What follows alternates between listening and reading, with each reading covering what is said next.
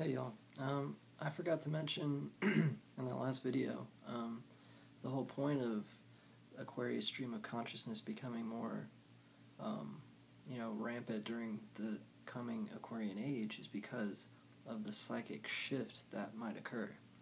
I mean, the stream of consciousness is literally capturing what you're thinking, not just the events that happen or your dialogue. It's what you're thinking.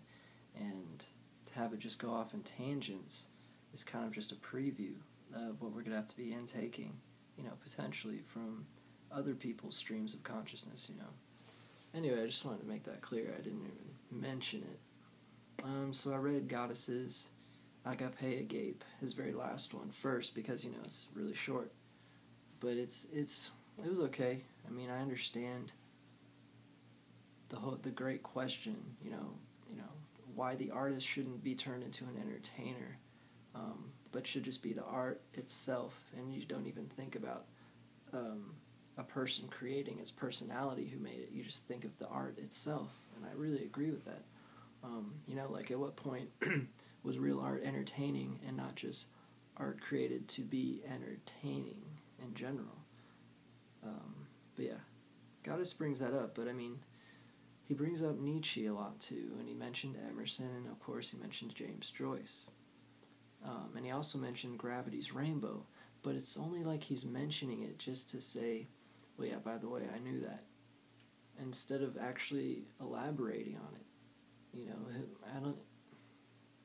Once again, it's my problem with Capricorns. It's like they'll say it in passing just to be like, well, if you like Nietzsche or Emerson, then you must like me because I mentioned it. I just kind of hate that attitude sometimes. But, I'm still going to read the recognitions, and maybe JR.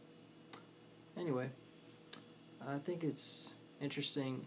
Infinite Jest is actually set in 2011. There's a lot of arguments pro and con, but in my theory books about that book, it says specifically it's most likely 2011.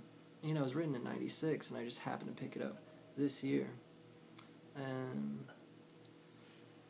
something very important came to me today, that if you read The Secret History of the World, you realize that there's a green one, a specific spirit who would come throughout time. He was Elijah, he was Saint Germain.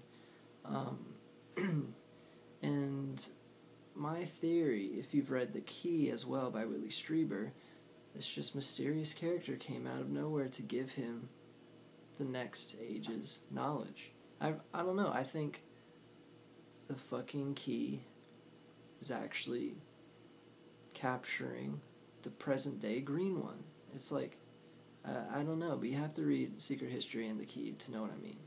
Read The Key first, it's easier, but not. Anyway, that's just my theory. I think it's interesting, the date 12/21/2012. It has only the numbers 2, 1, and 0 in it. My birthday, 2/10. But also, it's a trinary code, just like in the Genesis mathematical code from the previous vid. Just find that cool.